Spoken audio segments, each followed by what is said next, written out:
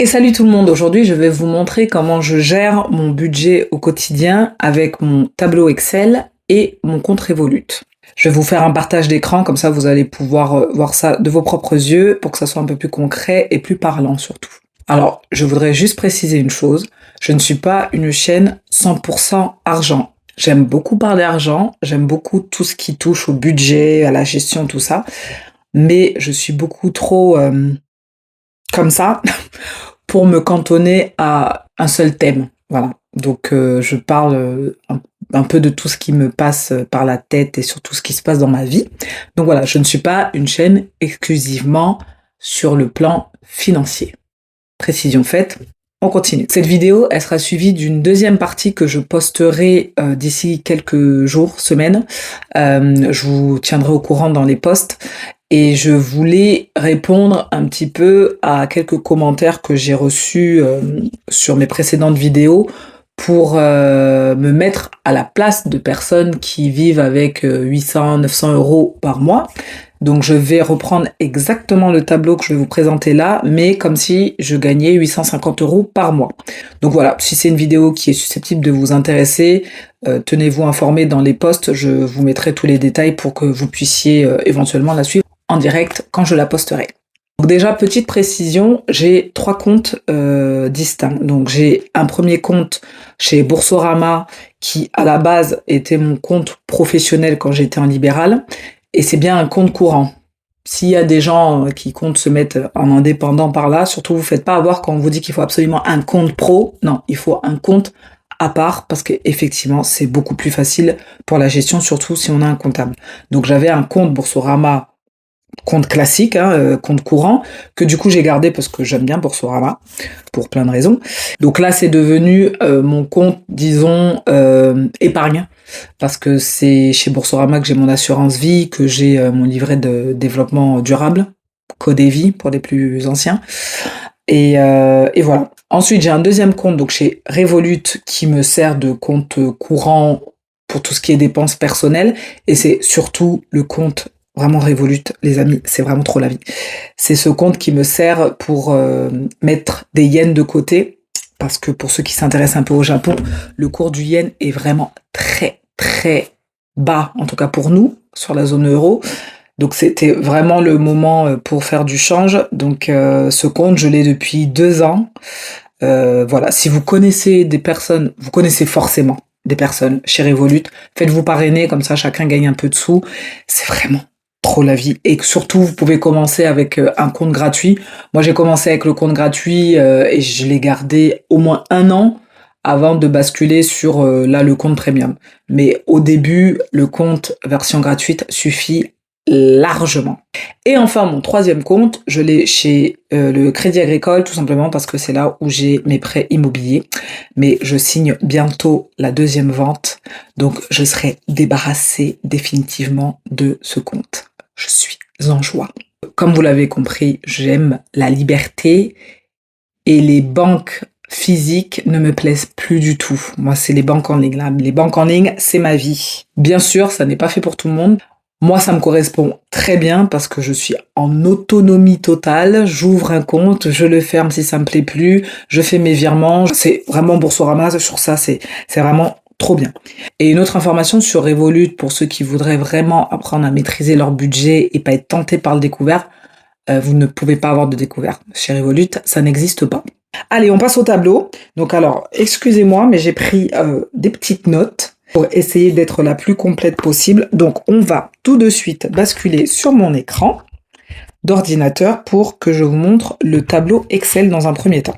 Donc, comme vous pouvez le voir ici, il y a 2 fois dépenses et 2 fois recettes. Tout simplement parce que normalement mon tableau, je le fais sur une année, mais que là, pour vous le présenter, ça faisait trop de lignes, trop de colonnes, trop de chiffres.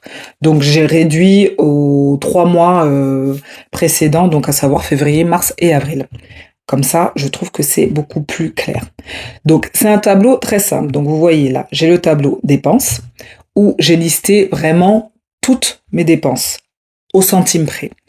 Comme je vous disais, j'ai 3 comptes différents. Donc j'ai fait comme un code ici, vous voyez, donc RE c'est pour Revolut, BO c'est pour Boursorama, et en bas si j'y arrive, voilà. CA, c'est pour Crédit Agricole. Comme ça, moi, ça me permet de savoir qu'est-ce qui est prélevé et où. Ensuite, ici, j'ai mis les dates de mes fameux prélèvements. Dans la précédente vidéo, je vous expliquais que j'avais fait en sorte d'avoir tous mes prélèvements entre le 5 et le 15, que c'était plus facile pour moi de gérer comme ça. Il y a certains prélèvements, comme vous pouvez le voir là, par exemple l'abonnement Revolut, ChatGPT, CapCut, je crois qu'il y en a un autre en bas aussi, où tout simplement je n'ai pas pu choisir la date de prélèvement parce que c'est des abonnements et en fait la date dépend du jour où je les ai pris. Donc voilà, ceux-là je peux pas les changer. Comme c'est pas des montants non plus excessifs, bon, je m'en accommode très bien. Donc comme vous le voyez ici, j'ai vraiment tout listé. Là où vous voyez que c'est marqué 0 à la date de prélèvement, c'est tout simplement parce que c'est moi qui fais le paiement quand on me le demande. Donc en général, je le fais un petit peu à la date où ça m'arrange. Par exemple, voilà, pour ma facture de l'eau, pour l'URSSAF, la Carpimco que j'aurai encore à payer, j'ai clôturé l'activité en fin d'année, donc j'ai encore des choses à payer.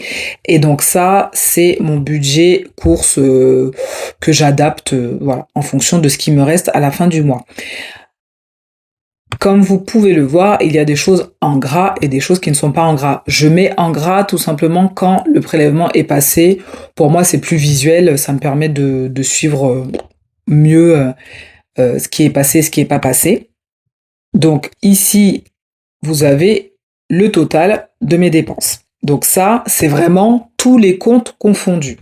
Ensuite, quand on se rend dans le tableau des recettes, donc là, jusqu'à ce mois-ci, avril, j'ai encore la location du bien qui est en vente. On signe normalement là dans 2 semaines.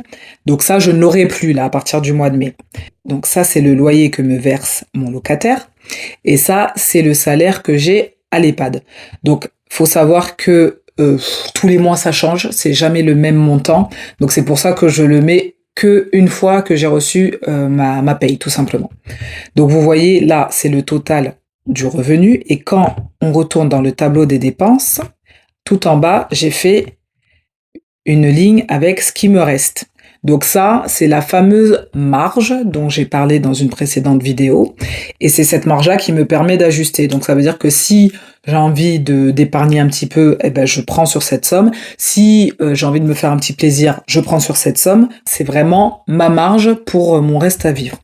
Donc vous voyez, mon tableau, il est très simple, il n'y a rien de compliqué et surtout il est visuel. Je le fais évoluer en fonction de ma vie. Par exemple, jusqu'à l'année dernière, j'avais en plus la voiture, donc il y avait une ligne pour l'essence, pour le prêt. Pour le libéral, j'avais aussi des lignes supplémentaires. Pour le studio, j'avais des lignes supplémentaires. Donc voilà, c'est vraiment mon plaisir de supprimer des lignes. Ça veut dire que je supprime des dépenses et ça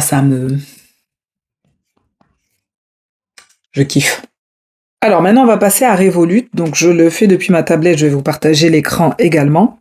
Alors Revolut, je m'en sers, comme je disais en intro, comme compte personnel. Il y a 2 fonctions que je vais vous montrer que j'utilise et que je trouve trop puissantes. J'adore. Donc voilà comment ça se présente. Vous avez un onglet compte.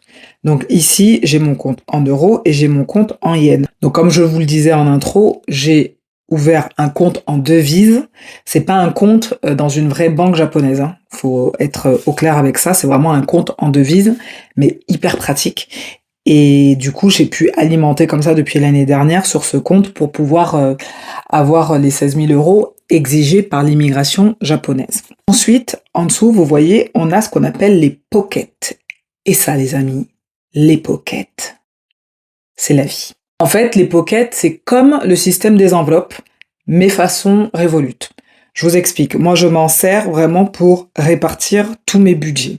Par exemple, là, vous voyez, j'ai un budget impôt, j'ai un budget porte et baies vitrées. Quand j'ai vendu le studio, donc j'ai eu quand même une petite plus-value, et je tenais absolument à changer la porte et faire des réparations sur la baie vitrée pour partir l'esprit tranquille et laisser un truc bien. Donc, je m'étais fait une pocket avec le budget pour la porte et la baie vitrée. Donc, il faut que je finisse de payer la porte. Ensuite, ce que je vous expliquais aussi, vu que j'ai toujours besoin d'être au chaud l'hiver, j'ai fait une pocket pour ma régularisation quand LG va m'envoyer la douloureuse.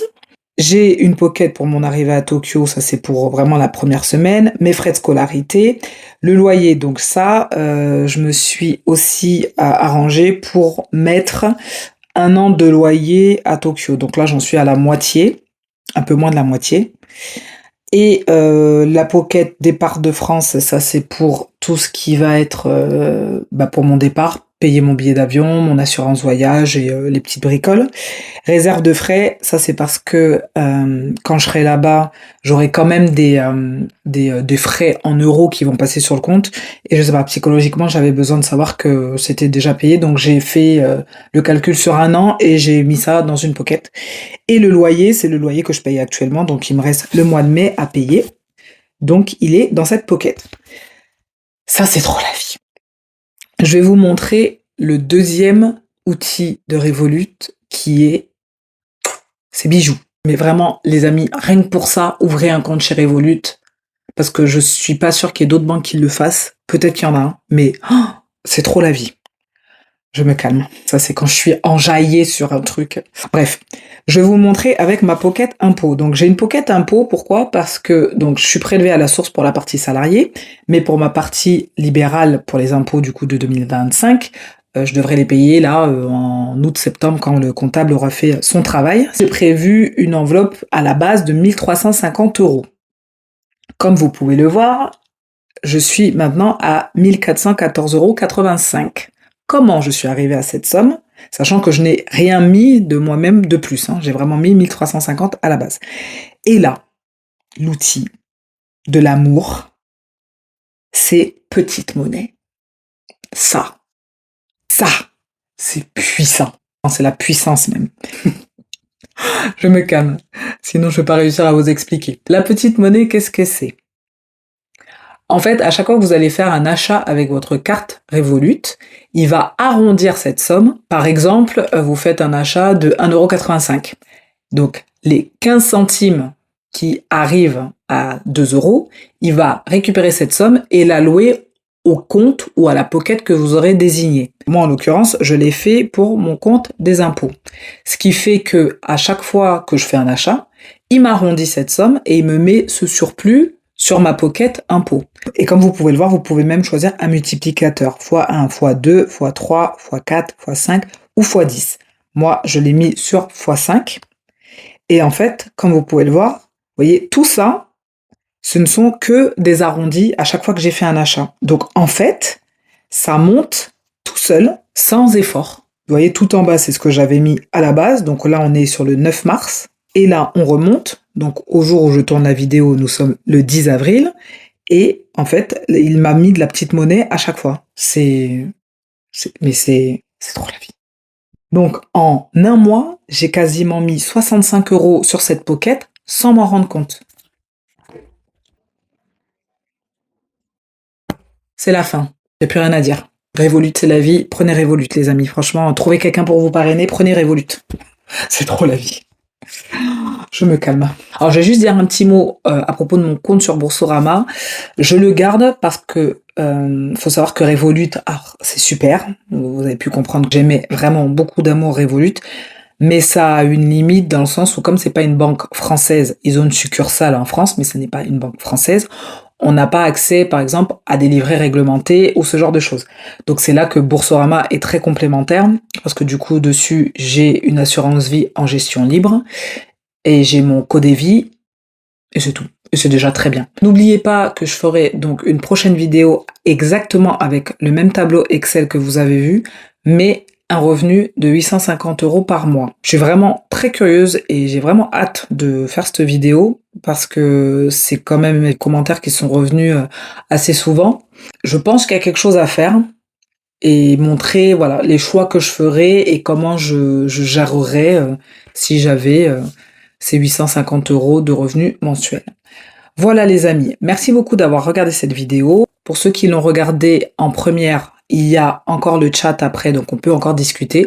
Pour ceux qui l'ont regardé après, il n'y a aucun souci. Vous pouvez laisser des questions en commentaire si vous en avez. Et d'ici là, si ce contenu vous a plu, les amis, vous pouvez vous abonner, ça fait toujours plaisir. Et si vous voulez pas, c'est pas grave, il n'y a pas de souci, je vous aime quand même. Merci encore pour votre soutien et à très bientôt.